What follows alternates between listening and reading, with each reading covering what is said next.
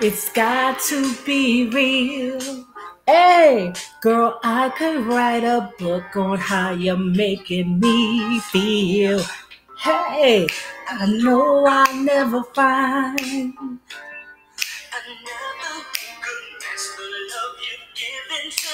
Hey, I ain't got time for the bullshit here on YouTube. YouTube be having enough drama. Okay, when you're a YouTube creator, the life of a YouTuber. You hear me? But enough talking about that. Let's talk about this. Hey guys, hey, this is Nay. Follow me on IG, Periscope, Twitter, Spreaker, and support me on Patreon and Nayrob on YouTube.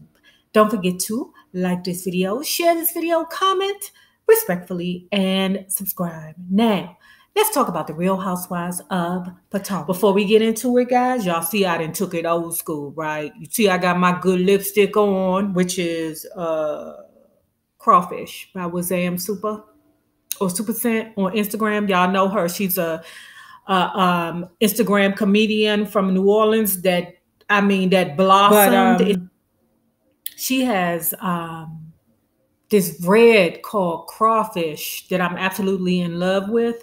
And what I'm going to be doing is for my dedicated Real Housewives of Potomac discussion viewers, I'm going to be giving away a tube to one of you guys for being so dedicated to me, okay? Because I don't get a lot of views on these videos, but I'm trying to do what I can so that I can garner more views. Okay? So let's start here. Let's go to Karen. Karen, y'all know Karen Hugo is my favorite, right? And let me say the reason why I love Karen is because Karen is the type that will look you in your face, tell you a bald-faced lie in your face. And I'm like, I know she know that we see her. I know she know that we got ears and we can hear her. I know she know that we remember when the lady said something else other than what she's trying to say right now.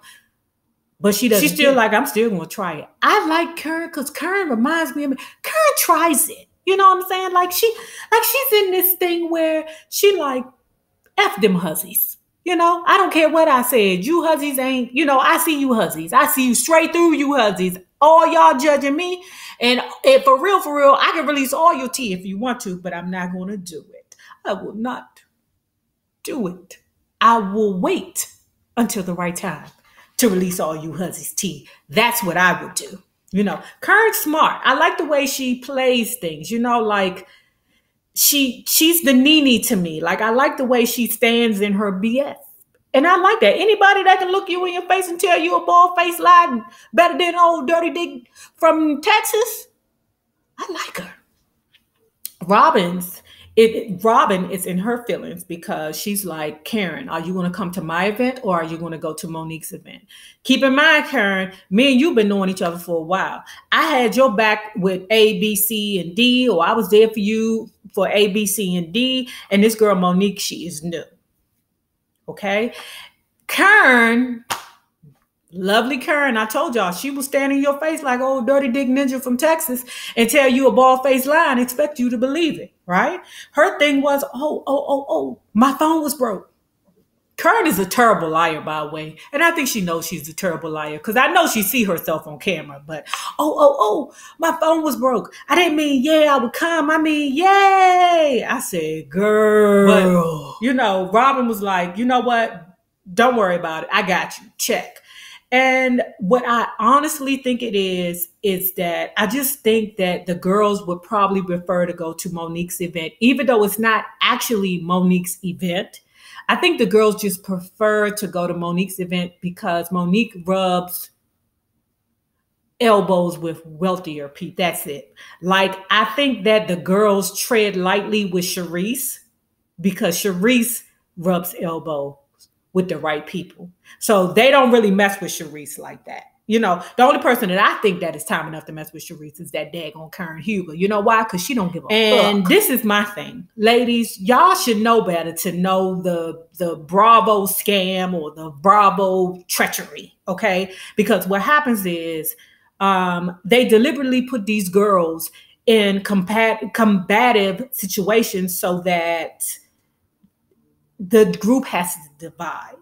And unfortunately, this group, I think, sees sparkles, or certain people in the group seen sparkles and stars and shine around Monique because Monique is more wealthier and has more networking capabilities. So I see why some women go to Monique's event when it's not really her event. It's somebody else's event. It's just she was invited there and she invited the girls. But I'm sure that there are going to be some power players there that some of the ladies would love to meet with and interact with.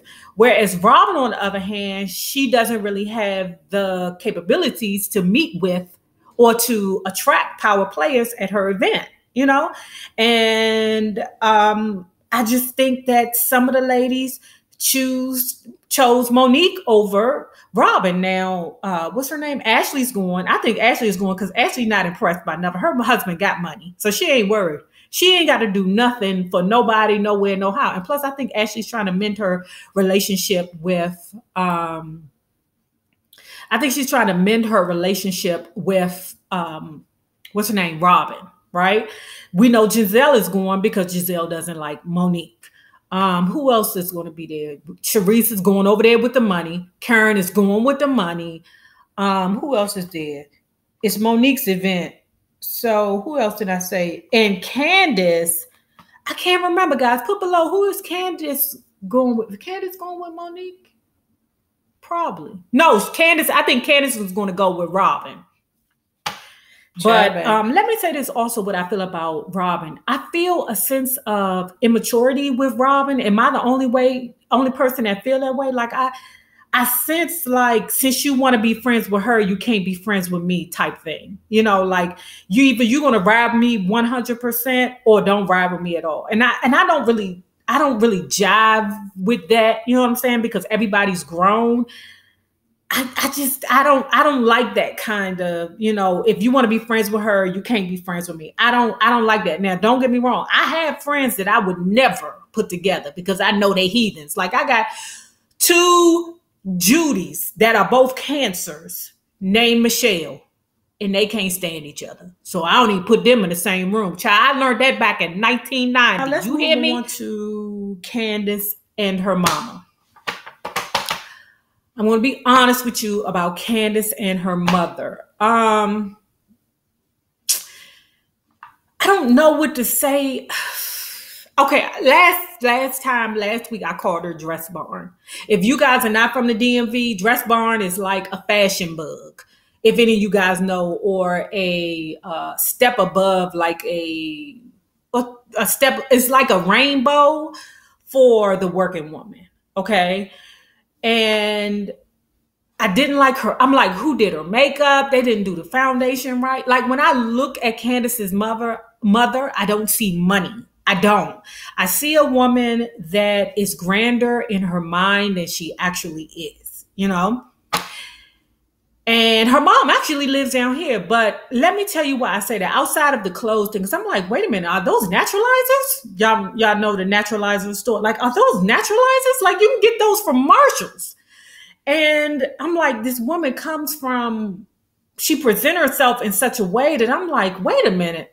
No, I'm not really, I don't, what you're saying she is not what I perceive. And it's not that I have to see, you know, Gucci bags or Prada bags, because I'm way above that, guys. Trust me, I'm way over that. I'm way beyond spending money on bullshit. I'm instead of me buying me 15 bags over there, designer bags, and spending, 15,000 on designer bags. Let me spend 5,000 on designer bags, take another 10 and what invest. I'm saying is, I got eyes. I can see this woman. I see this woman whole outfit come from Marshall's. Y'all sell hair. Why the hell that lady didn't get a goddamn wig with a part? It's 2018. All you gotta do is get some tweezers and pluck the damn part out. You know how these people do it and put the concealer in and all that other stuff. I don't know. I don't wear that shit. Y'all see I wear bushes, right? But I'm just like, y'all don't see that? Are y'all looking at her mama? And then what I thought was gross. This was absolutely gross to me. You're gonna spend $18,000 on food and your husband is a restaurateur. Candace is doing the first season vlog. The first season flaw is always to flaunt your money. She doesn't have money, so she flaunts her mother's money. You know, that's what that's what, what's her name? Monique did her first season, was flaunt her money and talk about how much money she got and blah, blah, blah, blah. That is the first season flaw. And Candace is like throwing her numbers out there in regards to her money, her mother, and it's not adding up. Like, I'm not seeing a woman that can spend $18,000. Like, a woman who has money like that would know, get the right foundation. Hey, get a wig that got a part. Go over, you know, she down here in Atlanta, get Alonzo. What's his name? Alonzo Arnold? Something like that to pluck that shit out, to pluck that part in or something. Do something, but I'm not told y'all that her husband look like a man from blackpeoplemeet.com. I'm telling y'all, I didn't told y'all. Something's not right with Chris, because Chris don't stand up and say nothing. Chris need to say, look, I'm the man, I'm her husband. Go over there, mama, sit your ass down or travel back down to Atlanta, whatever it is you're from. But something's not right about that, Chris. Chris is too passive when it comes down to her mother. I don't understand why Chris ain't saying, okay, don't worry about the food, I'll cater the food. And then I don't know why a goddamn plate got to be $65 at a goddamn wedding. I don't understand that. Not in my whole life. Well, I can't say that. I was down DC someplace. My girlfriends took me, and it was like, she was like, my girls back home are so damn bougie from Montgomery County. They so fucking bougie. But they was like, Nay, let's go get something to eat. I forget the name of the joint. I went down there and my plate, everything was a la carte. Okay, a la carte. All right. And at the end of the day, my meal was $75. I looked at them, my meal was $75. You hear me? I looked at these others, I said, bitches, I ain't never going nowhere with you bougie husbands again. Let me know the next time y'all go to Outback. As far as Candace is concerned, let me say this. Okay. One thing that I've learned over my lifetime, you know, and y'all know I'm going to be 47 this year, right? One thing that I've learned, when you allow a person, regardless if it's a lover, a trick, yes, I say trick, your family, your husband, your wife, your girlfriend, your boyfriend, whatever the case is, when they take care of you financially, and when you're always turning to them for financial support, they own you. I'm telling you, real shiz. They own you. Y'all know I'm a housewife, right? I tell y'all all the time, y'all know I don't work. Y'all know I ain't got no damn job. I am a housewife, but I know my duty. I know in the middle of the night when my wife be like, babe, can you go get me some water? I got to get up and get that water because I'm a housewife. Okay. So when it comes down to her mother, and where her mother say, I want things done this way, that way, this way, that way, it's nothing that she can do. The only thing you could do is just say, yes, mama, because she is financially supporting you. And because of the fact that your husband or your fiance is not standing up and saying, you know, no, we're not going to have that no more. And y'all pay attention. You know why? Because he want to be on the mama's payroll too. You hear me? He want to be able to go to mama and be like, mama, we want to buy another house. Can we get another $15,000? Or mama, I want to open up another restaurant. Can you, contribute $15,000 to your son-in-law? Then Monique's conversation with Ashley, right? So why Monique would bring up the conversation about Sherman, well, she was being messy, about Sherman being caught years ago in the park getting some head, right? And I said, oh, he bought some pussy. That's what it was. He bought some head or bought some pussy or whatever the case may be. He bought something. Whatever it was in the car and it was performing, so it had to get paid. The duo, freaking frack, they the new freaking frack. They not best friends. They not kissing each other in the mouth, but child, they together. When it comes down to the drama, them some troublemaking hoes. If I ever seen a troublemaking hoe pair, and that would be that goddamn Ashley and that goddamn Giselle. Child, can't neither one of them fight. You can look at both of them and tell, can't neither one of them fight. If a real woman step to them and say something to them like, I'm sorry, huh? What'd you say, bitch? What'd you say? What are you talking to me? You got something to say with me? Both of them will back down or call the police. Because them some old call the police ass husbands. And you know, you got to be careful with the call the police ass husband. Okay. But when Monique and Ashley sat down and they brought up why they would bring up the fact that Sherman had got arrested one time when he was buying some pussy in the park, right? Because this is information that Sherman's ex-wife told to Cherie, that Sherman's ex-wife told Cherie and Cherie told Monique, right? And Monique turned around and told it to Ashley. Why would you tell it to Ashley? Oh my Jesus, why the fuck would you tell it to Ashley? That's like telling the Washington Post, child bang. But what ended up happening was, it opened the door to something else, right?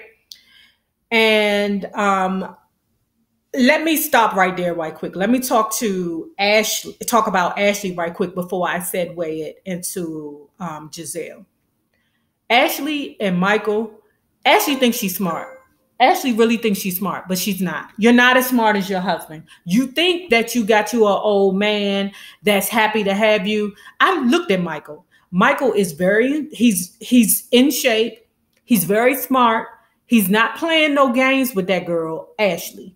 He basically is like, look, either way you put it, Ashley, I'm going to come out on top.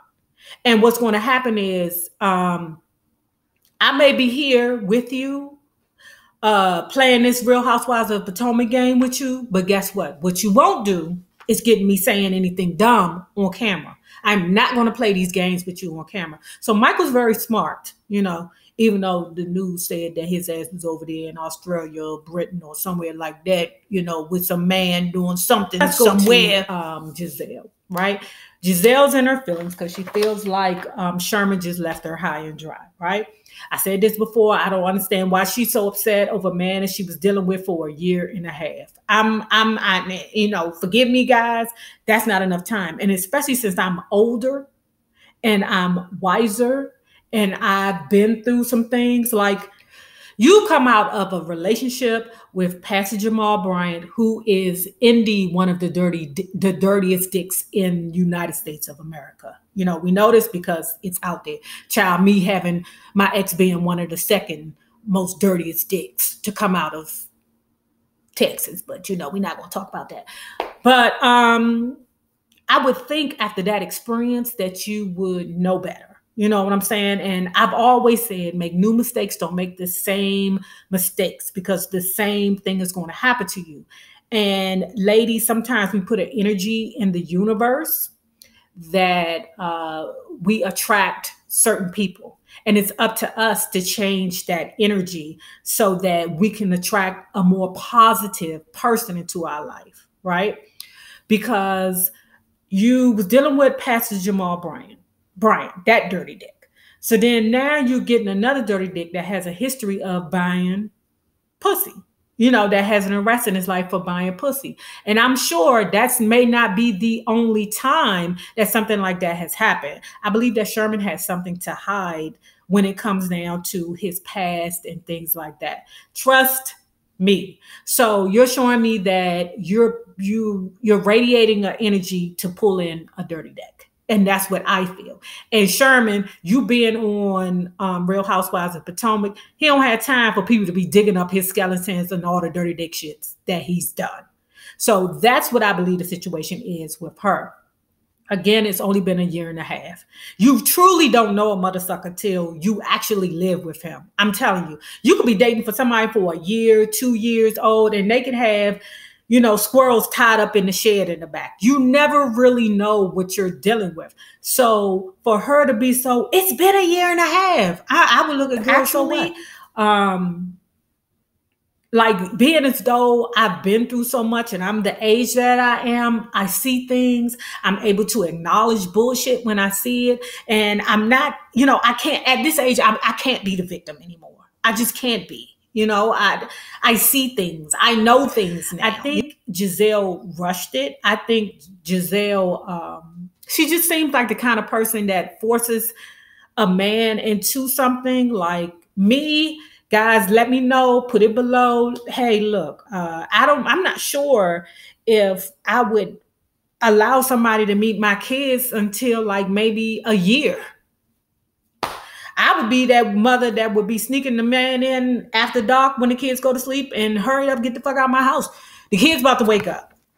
You see my shirt? Ooh, child, I got this at a thrift store. It's a free people shirt. You know I loves me some free people. I think it goes good with me. But anyway, I got it at a thrift store for like and y'all like my shirt, child. This is denim. Love it. I got it at a thrift store back home, the DMV for y'all that's new. Back home for like $17, something like that. Child, you can't tell me nothing. Nothing. But anyway, guys, remember this. The same people you meet on the way up will always be the same people you meet on the way down. Naysayers, my patron loves. Have a good one. Deuce.